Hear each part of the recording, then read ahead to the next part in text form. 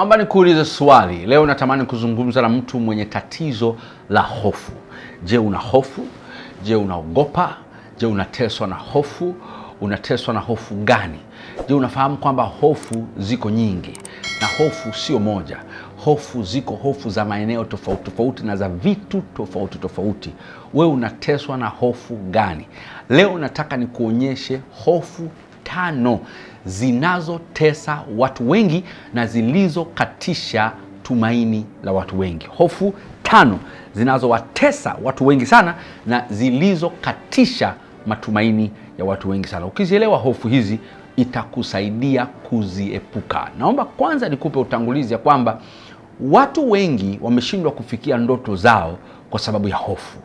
Watu wengi wamepata magonjwa ya kimwili kabisa na kwenda hospitalini kwa sababu ya hofu.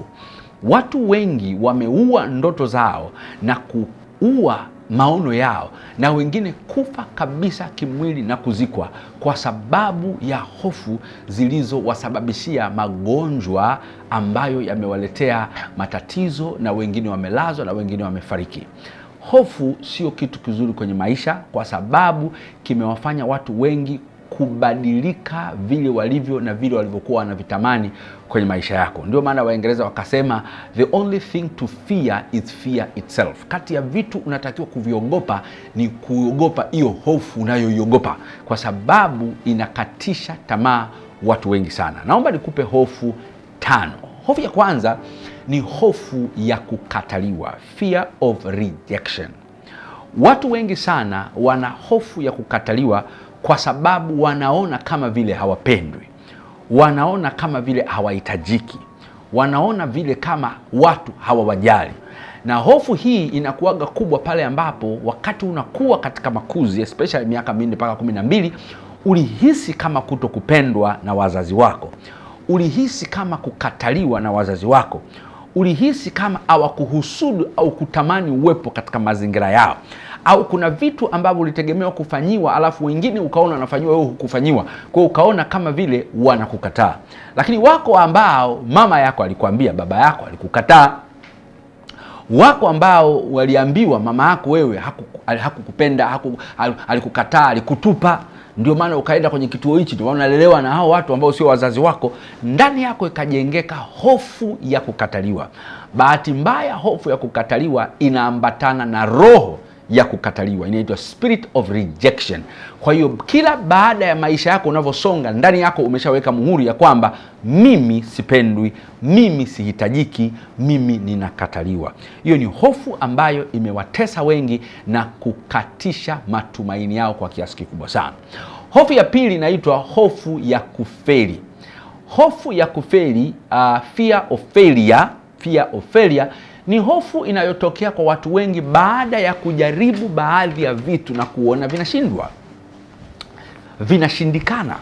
Umejaribu kabiashara ikashindikana, unajaribu kusoma ikashindikana, ukaanza QT ikashindikana, ukajaribu mahusiano yakashindikana. Ukishaona baadhi ya vitu vinashindikana kwenye maisha yako, ni rahisi kudevelop hofu hii ya kufikiri kwamba mimi sitofanikiwa, mimi ni wa kushindwa wakati wote. Na utakuja kugundua once una hii hofu itakufanya uwe dhaifu kwenye chochote unachojaribu. Kwa hiyo utajaribu kitu unakishindwa, sio kwa sababu hukiwezi, ni kwa sababu ndani yako tayari kuna negativity, kuna pessimism, kuna mbegu ya uharibifu ya kuhofia kwamba utashindwa. Na utashindwa ili uconfirm ile hofu ya kwamba wewe sio wa kuweza.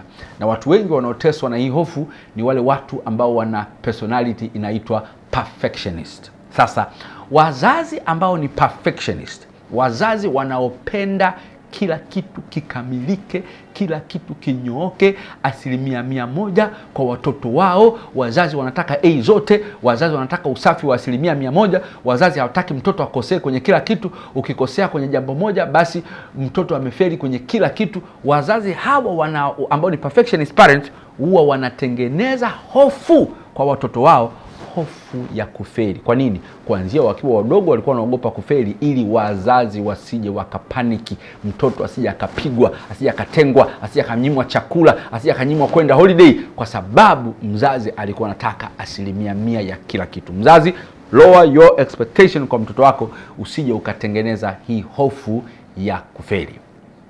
Hofu namba 3 ni hofu ya kutotosha au hofu ya kutotimia. The fear of not being good enough. The fear of not being good enough. Hawa pia ni wale watu ambao walikuwa wadogo wakaona kama vile wazazi wao hawawapendi sana. Yaani mzazi hajamkataa, lakini kama vile mzazi hamuappreciate kiivo. Kwa mfano, mtoto analeta matokeo, alikuwa wa 10, sasa amekuwa wa 7. Mzazi anamwambia umekuwa wa 7, au wengine walioko juu yako au 6 wana vichwa vingapi? Au wameumbwa na Mungu yupi? Au wana miguu mingapi? Au wakoje? Kwa nini wewe usiwe huko? Kwa hiyo mtoto anakuwa akijua kwamba sitoshi, nimepungua, bado sijatimia. Mzazi wangu anaonyesha kwamba bado sijafikia kiwango, bado natakiwa kufika kiwango fulani. Kila anachofanya, hakuna alipoambiwa well done my daughter, well done my son, umefanya kitu kizuri, wanampigia makofi. Hakuna. Au anapigiwa makofi na kupongezwa na watu wa nje walioko nyumbani kwake, wanamuonyesha bado hujafika kiwango. Wazazi wengine wanafikiri hii ndio mbinu nzuri ya kumfanya mtoto akazane, afanye vizuri. On the contrary, hii ndio mbinu ya kumfanya mtoto wako adevelop hofu ya kutokutosha, hofu ya kutotimia, hofu ya kutokufikia kiwango. The fear of not being good enough. Hofu ya 4, last but one, hofu ya kupoteza nafasi, hofu ya kupoteza nguvu au hofu ya kupoteza mamlaka. Hii hutokea kwa wale viongozi ambao wana uchu sana na madaraka, wana kiu sana na kuwa viongozi. Halafu katika kuwa kiongozi au kuongoza watu fulani, natokea mazingira ya yeye aidha kuondolewa au kusingiziwa, au kuna watu wanataka nafasi hiyo. Kwa hiyo anadumu katika kuhofia kwamba kuna watu wanataka nafasi yangu, anadumu katika kuonyesha ya kwamba yamkini nitapoteza nafasi yangu. Na sio tu kiongozi, baba kwenye familia anaweza akawa na hofu hii pale ambapo anahisi kwamba mke wake anapata nguvu labda ya kifedha au ya influence au ya shule. Kwa ana hofu kwamba nitapoteza nguvu yangu ya uongozi wa familia, nitapoteza nguvu yangu ya baba au kuprovide au kuonekana mimi ndio na uwezo wa kipesa kwa sababu mama anaonekana anakuja juu. Hapa ndipo tunapata ile hofu ya watu kwenye mahusiano na ndoa, inaitwa insecurities au ile insecurities au inferiority complex. Ni hofu pia ya kupoteza nguvu au mamlaka kwenye nafasi ulionayo. Inaweza ikawa nafasi ya nyumbani, inaweza ikawa nafasi ya uongozi. Wanawake pia wanaweza kuwa na hofu hii pale ambapo anakuja kugundua mume wake anamshirikisha mtu fulani au wazazi wake au mwanamke mwingine mambo ya nyumbani kwake. Yaani kuna mtu anajua maisha ya mume wako, anamshirikisha vitu vingi sana kuliko wewe. Au unagundua kuna message unaanza kuziona za mtu ambaye anaanza kuteka moyo wa mwanaume wako au mume wako. Unaanza kuona kabisa, sasa napoteza mamlaka yangu ya mpenzi, napoteza nguvu yangu ya wife. Hapa kuna mtu anaonekana anaanza kuchukua moyo wa huyu mtu wangu. Hapo ndipo inapozaliwa hofu ya kupoteza, fear of loss, hofu ya kupoteza nguvu, hofu ya kupoteza nafasi. Na hofu ya mwisho ni hofu ya mabadiliko, fear of change. Hii tunaifundisha kwenye makampuni na mashirika na taasisi tunapofundisha kitu kinachoitwa change management. Wanadamu wengi wameumbwa, ndani yao wana hofu ya mambo kubadilika, kwa sababu mambo yanapobadilika hawajui yatakuwaje. Kwa anakuwa na hofu, hivi vitu vikibadilika itakuwaje? Kwa mtu yuko kwenye ndoa ana hofu sana, siku nikiachwa itakuwaje? Siku mume wangu akipata mwanamke itakuwaje? Unamwambia, "Je, ana mwanamke?" "Hapana, ana mwanamke, nawaza tu." "Siku mtoto wangu akifeli inakuwaje?" "Mtoto wako anafeli?" "Hapana, mimi nawaza tu nitampeleka wapi." "Siku nikiwa single mother itakuwaje?" "Hivi siku nikiwa single father itakuwaje?" "Kwa nini unawaza hivyo?" "Nawaza tu, mawazo yangu yanawaza huko."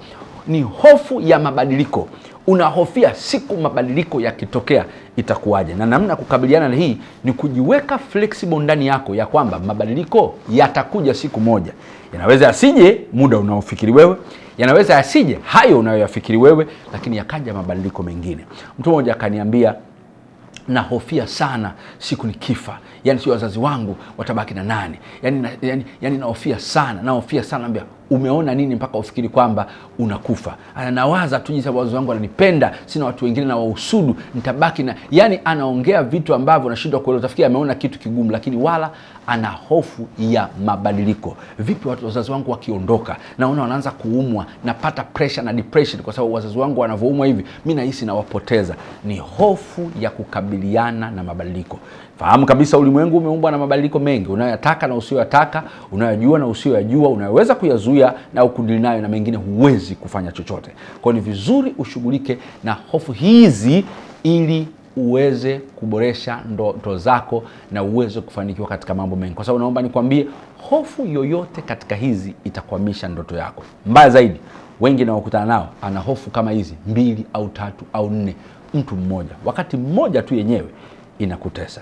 Kama bado hujasubscribe channel hii, bonyeza kitufe kilichoandikwa subscribe, alafu utakutana na wanafamilia wengine wengi sana waliotapakaa ndani ya dunia hii ambao channel hii imefanyika faida katika maisha yao. Naitwa Dr. Chris Mauki.